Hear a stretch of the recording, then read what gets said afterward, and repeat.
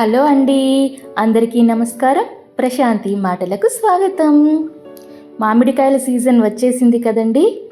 ఈ మామిడికాయలతో పులిహోర చేసుకుంటే ఎంతో రుచిగా ఉంటుంది. మరి దీన్ని ఎలా తయారు చేసుకోవాలో చూసేద్దాం రండి. ముందుగా తాజాగా ఉండే మామిడికాయలను తీసుకోవాలి. వీటిని ఇక్కడ చూస్తున్నారు కదా, ఒక సైడు పెద్ద తురుము వస్తుంది, ఒక సైడు చిన్న తురుము వస్తుంది. పెద్ద తురుము వచ్చే సైడు మనము మామిడికాయని తురిమేసుకోవాలి. నేను పైన చెక్కుతోనే తురిమేస్తున్నాను. మీరు కావాలంటే ఆ చెక్కును పీల్ చేసుకొని కూడా తురుముకోవచ్చు. ఈలోగా అన్నం చల్లారి పెట్టేసుకుందాము. నేను అన్నం రెడీ చేసేసాను. ఈ వేడి అన్నంలో కొద్దిగా ఆయిల్ వేసి ఒక్కసారి లైట్గా కలిపెట్టి పెట్టేసుకున్నామంటే అన్నం పొడిగా వస్తుంది. మెతుకు అతుక్కోకుండా చాలా బాగా వస్తుందన్నమాట. ఒక్కసారి పైన అలా కలిపి వదిలేసేయండి. మామిడికాయని తురబడం కూడా కంప్లీట్ అయిపోయిందండి. కొంచెం ఎక్కువగానే తురుము తీసుకోవాలి, ఎందుకంటే అన్నానికి మొత్తం కూడా పులుపు ఈ మామిడికాయ ద్వారానే రావాలి కదా, అందుకని ఎక్కువగా తురుము పడుతుంది. ఈ విధంగా రెడీ చేసుకున్నాక మనము తిరగమాత వేసేసుకుందాము. అన్నం కూడా చల్లారిపోయింది, చూడండి ఎంత పొడిగా వచ్చేసిందో. ఇప్పుడు స్టవ్ మీద బాణలు పెట్టుకుని ఆయిల్ హీట్ అయిన తర్వాత ఆవాలు వేసేసేయండి.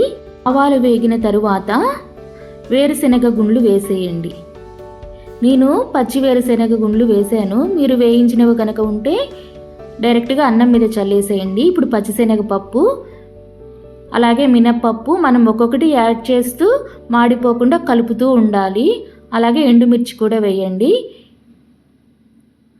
ఇవి సగభాగం వేగిన తర్వాత నేను జీడిపప్పు యాడ్ చేస్తున్నాను. పూర్తిగా ఆప్షనల్ అండి, మీరు వద్దనుకుంటే స్కిప్ చేసేసేయండి. ఇప్పుడు ఇంగువ పొడి ఇవి కలుపుతూ ఎర్రగా వేయించండి. ఇప్పుడు పచ్చిమిర్చి వేసేసేయండి. పచ్చిమిర్చి కొంచెం వేగనట్టుగా ఉంటే బాగుంటుంది. కరివేపాకు కూడా వేయండి. అలాగే పసుపు కూడా యాడ్ చేసేసేయండి. ఇవి పూర్తిగా వేగిన తరువాత మనం ఇంతకుముందు రెడీ చేసుకున్నటువంటి మామిడికాయ తురుమును ఇందులో వేసేసేయండి.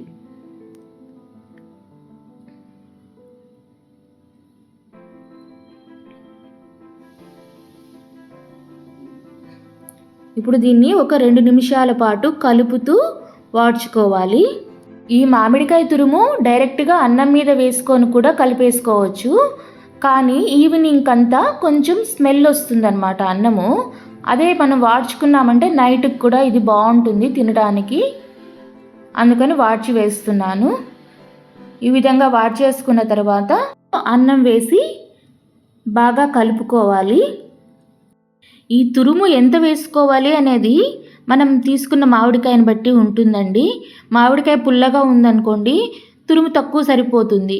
అదే మామిడికాయ పులుపు లేదనుకోండి కాస్త ఎక్కువ తురుము పడుతుంది.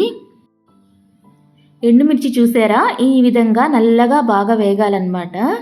అది మాడిపోయింది అనుకోవద్దు, అలా వేగితేనే మనం తినేటప్పుడు బాగా రుచిగా ఉంటుంది.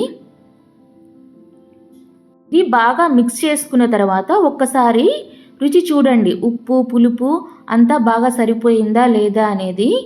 ఒకవేళ మీకు పులుపు సరిపోలేదు అని అనిపిస్తే టెన్షన్ ఏం లేదండి, 1-2 నిమ్మకాయలు పిండి ఒకసారి మిక్స్ చేయండి. టేస్ట్ అంతా బాగా సెట్ అయిపోతుంది. చూసారా పులిహోర ఎంత బాగా వచ్చిందో. ఈ వెంటనే తినడం కన్నా ఒక గంట సేపు అలాగే ఉంచేస్తే ఉప్పు పులుపు కారం అంతా కూడా అన్నానికి బాగా పట్టి మరింత రుచిగా తయారవుతుందండి. అప్పుడు తినండి, మీకు ఇంకా బాగా నచ్చుతుంది. మీరు కూడా ట్రై చేసి ఎలా వచ్చిందో కమెంట్స్లో తెలియచేయండి. కొత్తగా చూస్తున్న వాళ్ళైతే నా ఛానల్ని సబ్స్క్రైబ్ చేసుకొని పక్కనే ఉన్న బెల్ క్లిక్ చేసి ఆల్ క్లిక్ చేస్తే పెట్టే ప్రతి వీడియో మీకు నోటిఫికేషన్ వస్తుంది.